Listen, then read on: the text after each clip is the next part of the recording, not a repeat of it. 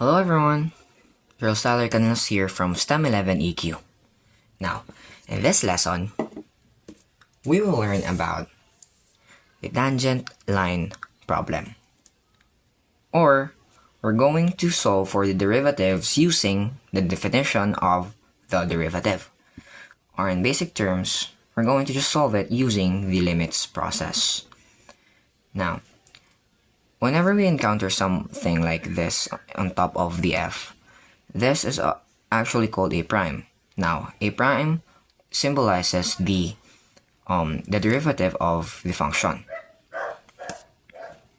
So, to find it, we're going to use a formula of when limits of delta x approaches to 0 of f multiplied to the x plus delta x minus the function of x all over delta x. Now, let's answer this first question. What is the derivative of f of x equals to 32? Now, obviously, we all know that the derivative of f of x, when we encounter something like this, a constant, if we derive it, it's always 0. Now, let's go on to the second problem. F of x plus 16x plus 32. Now, let's first find the derivative of this. Now, 16x will become 16 times 1. A variable always turns into number 1. Plus, or the value of 1, plus 32. Now, we all know that if a constant is pinakita, it will turn into 0. Now, 16 times 1 is 16, plus 0 is equals to 16. Now, how do we solve this using the limits process?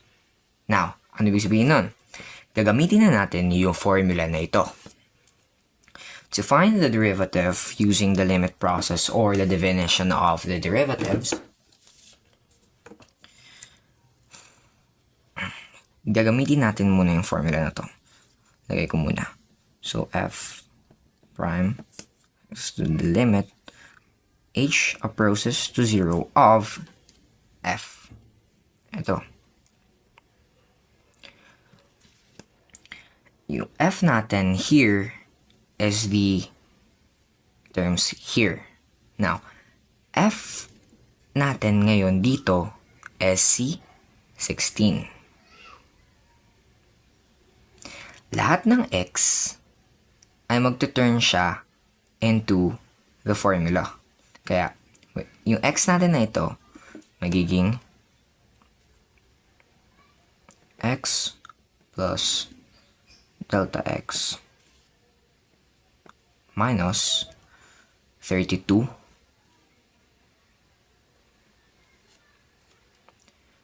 hindi, plus yan. Kopyahin muna natin to. Tapos, minus the function of f of x. Ngayon, ano yung function of f of x? Uulitin lang natin ito. Kasi, what is the function of f of x ba? Diba? F of x is equals to 16x plus 32. Ngayon, lagyan natin ng parenthesis since naka-minus siya and positive ito. 16x plus 32. All over delta x. Now,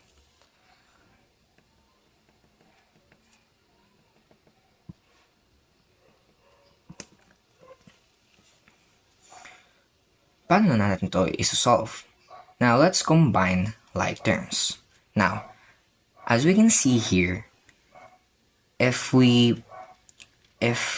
negative to, ko-convert natin ito into negative. Bale, this one will turn into negative 16x.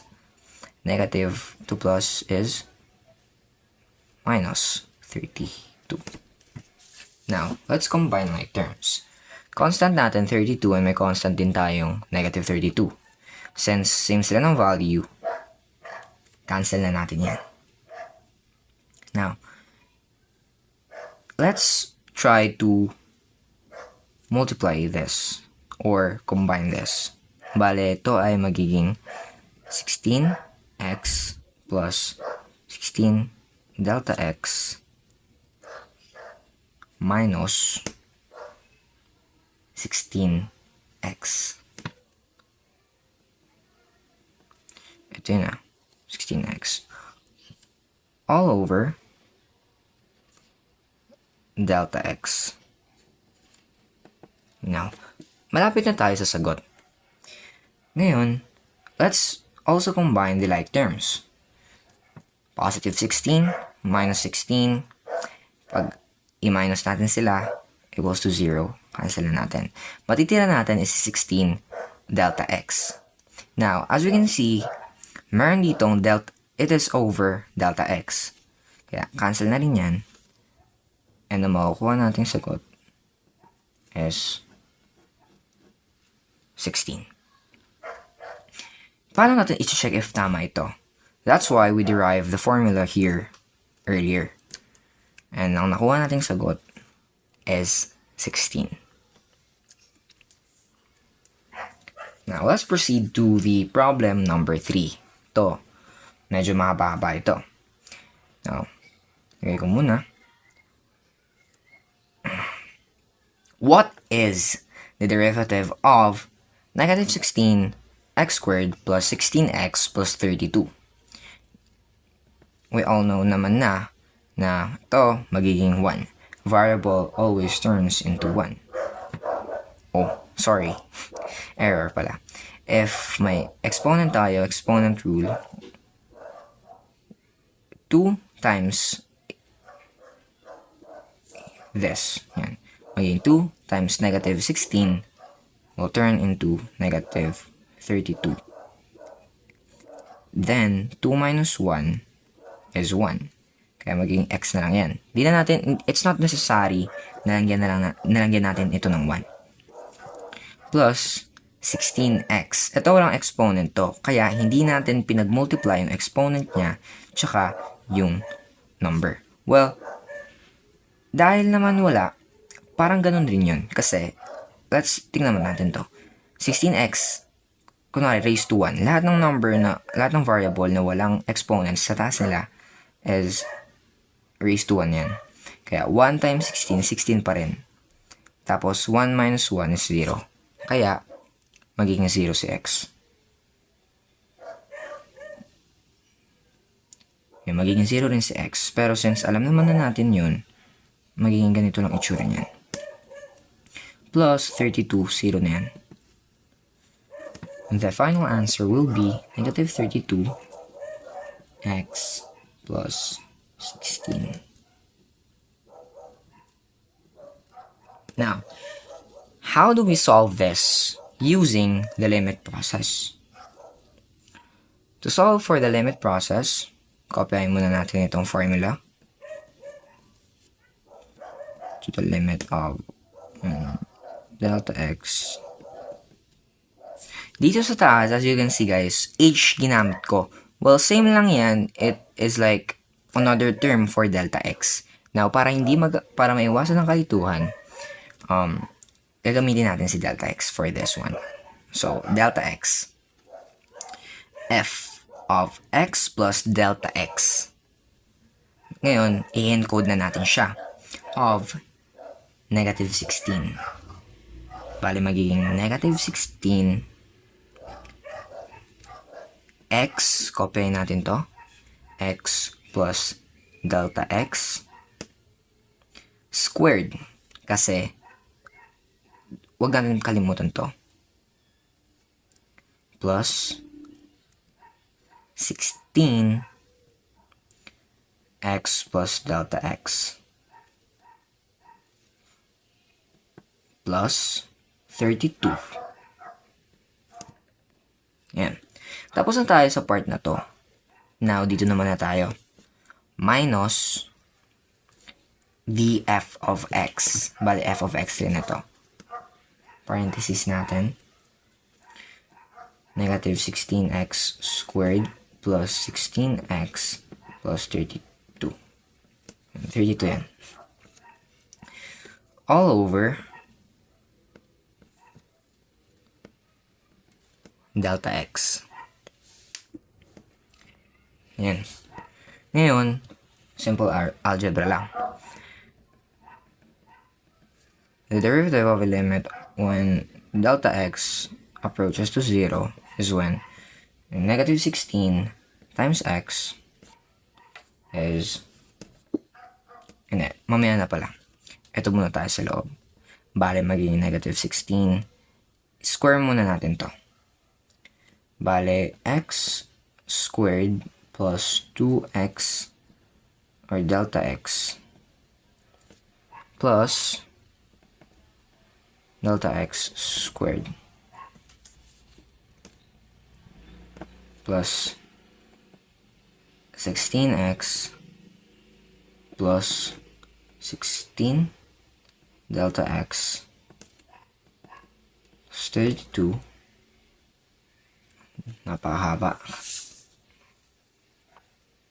Yan. 32 plus 16x squared minus 16x minus 32.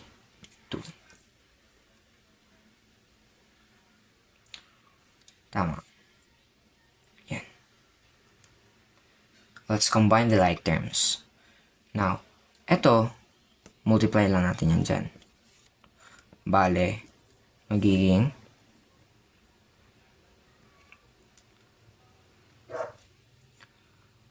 negative 16x squared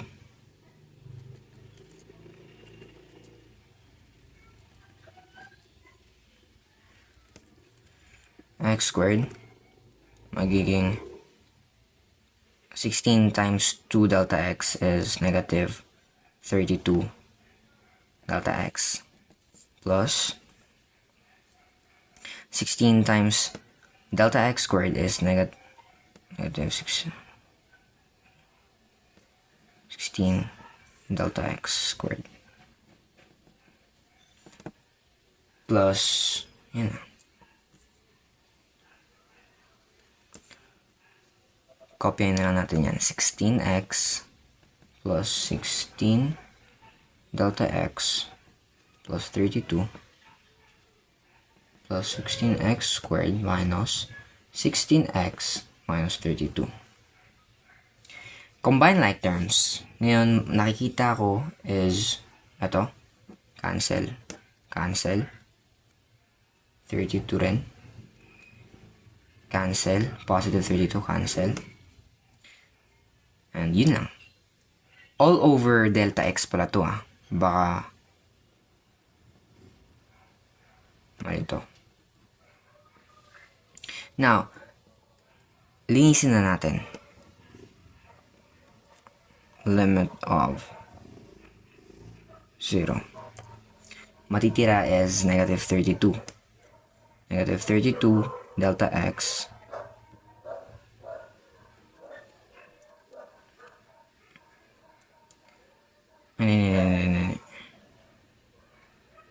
Ay, sige, tama. Minus 16h squared plus 16h. Sige, delta x na yan. Delta x. Ngayon, this is equals to, cancel natin to.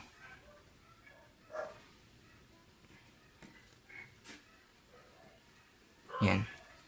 They divide. Then the answer will be equals to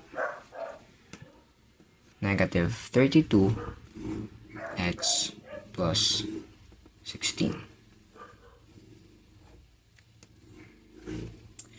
Yun lang guys, and sana may natutunan kayong bago. And